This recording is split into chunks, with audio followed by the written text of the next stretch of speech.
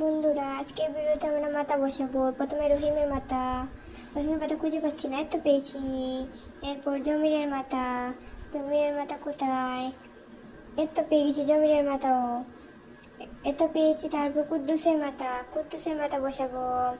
তারপর চলো আমরা একটা ম্যাজিক দেখে আসি। প্রথমে লাইক ক্লিক করব, সাবস্ক্রাইব ক্লিক করব, দেন শেয়ার বাটনে ক্লিক করলেই আমরা ম্যাজিকটা দেখতে পাবো।